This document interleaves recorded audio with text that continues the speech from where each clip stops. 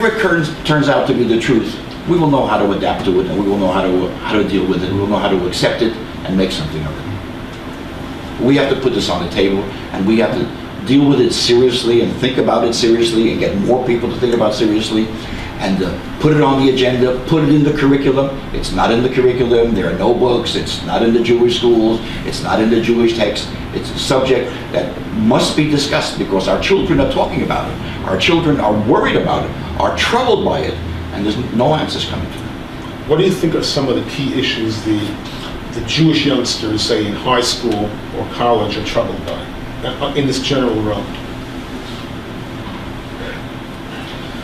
I would say an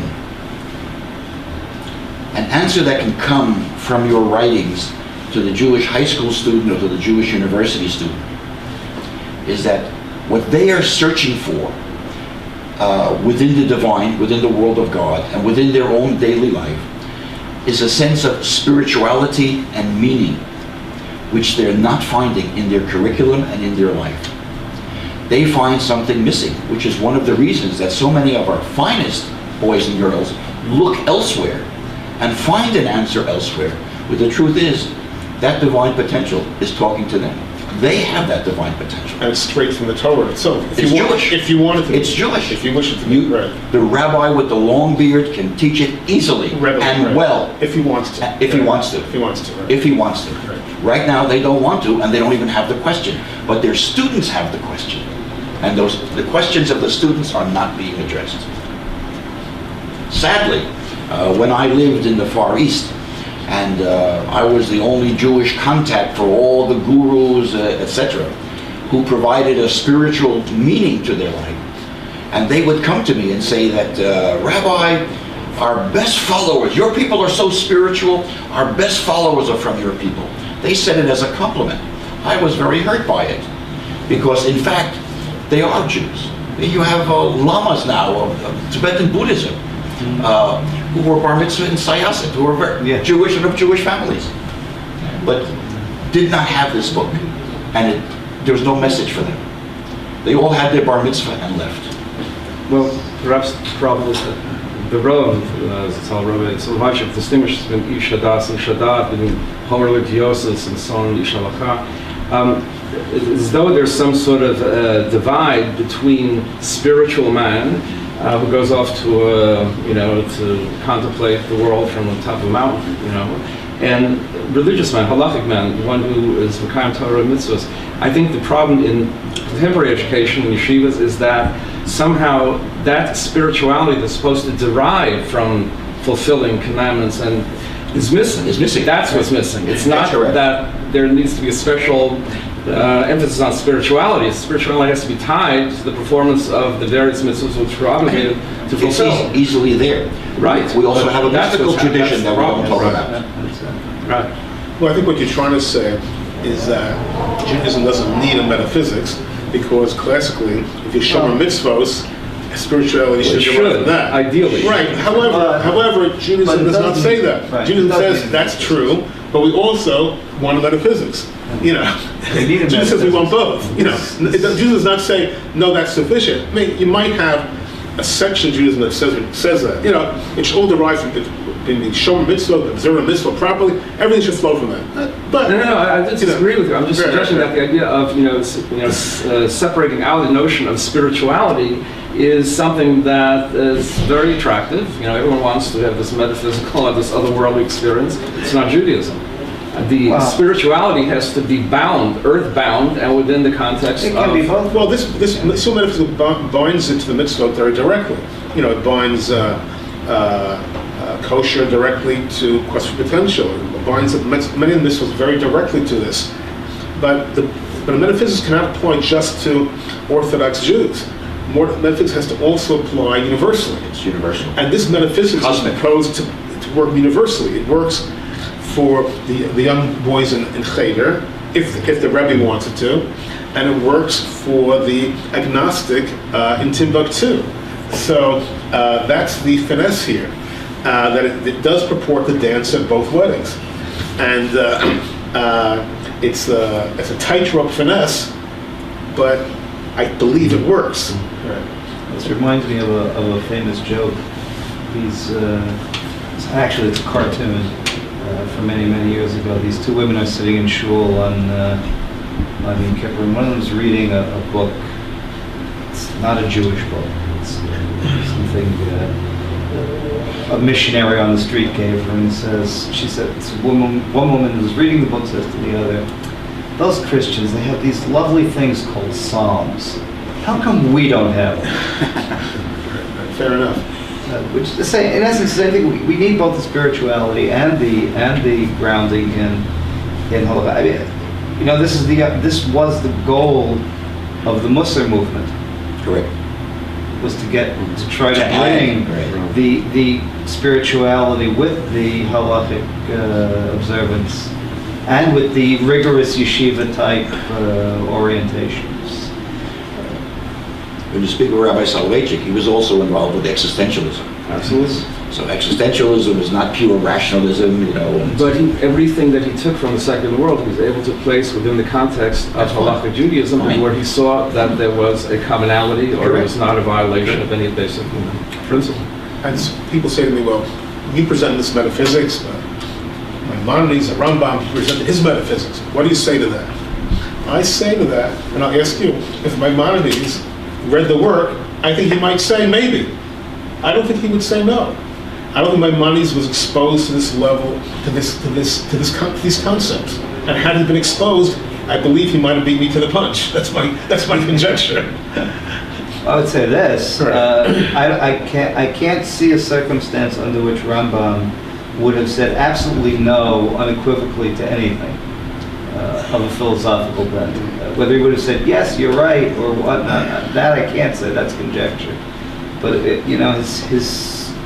his open-mindedness, his statement even that, I believe it's in Guide for the Perplexed, that if he actually believed in Briat HaOlam Yesh Mi Yesh, that is, creation of the world from primordial material to something else, he could work it into the first 3 verses of the book of Genesis. In other words, he was sufficiently open-minded that he would be willing to take even that Aristotelian concept, which is totally antithetical to everything Judaism stands for, or at least, purports to stand for in terms of cosmology. Jewish cosmology traditionally is Bria Yesh Mi'ayin. Ex nihilo. Ex nihilo. Creation from nothingness. From nothingness. Right. But he said, nevertheless, if he really believed that it was so, he would be able to work Aristotle's position in. His guide to the perplexed is for the perplexed of his day. Right, exactly. He doesn't write 800 years forward or 800 years backwards. Right. And it's like the grandchildren of Rashi writing that if Rashi would have known what we know, he would have perhaps, he would have used the more current information.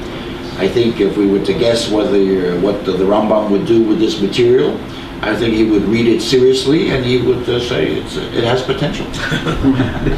It has a quest for potential. Right. And the Rambam stands a giant, towering giant today. And remember, in his day, he was somewhat of a pariah. He was excommunicated, banned, whatnot, and took hundreds of But years. it passed the test of time. Passed the test of time. I suspect if you were here today to be a Rabbi at YU, not the Rosh Hashiva Torah V'das. Right, but be that as it may, you must understand that if you ask this random high school student about the Rambam, Rabbi Tokayer is alluding to, he would not jump up and down for joy. The Rambam has no meaning. It's not speaking his language.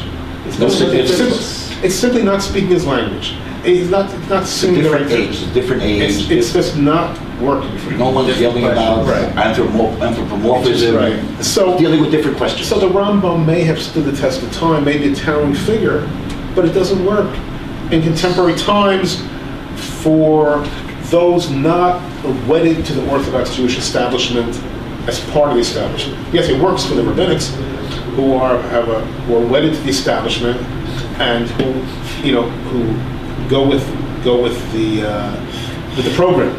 But beyond that, it doesn't really have any resonance, nor do you even hear about it at all. It almost never comes up to that extent. It's not even disagreed with. It just doesn't come up. Yeah, I don't know many of the more narrow narrowly focused yeshivas that are teaching philosophy of any sort. So Also It's not in the it's not- curriculum. Also true. And, Right. I went through the yeshiva of Flatbush, and then YU, and we took 3 years of philosophy. Two of which more or less were the recapitulation of concepts of classical, the bits and pieces. Third year was more of an attempt to grapple with exactly what Rabbi Tokayer was saying, that high school students have questions, and how do we frame that within a Jewish context. I think the other issue, of course, is that we have to have, each generation needs a guide for the perplexed.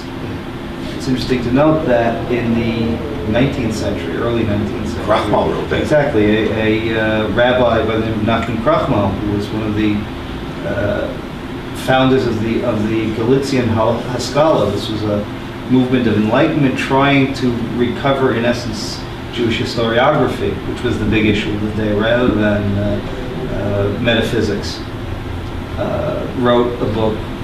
It's not clear if that was the title he wanted, or that's the title that Leopold Zuntz imposed on it. That's the title we know. But that's the title we know it of. It's Guide for the Perplexed of Our Day.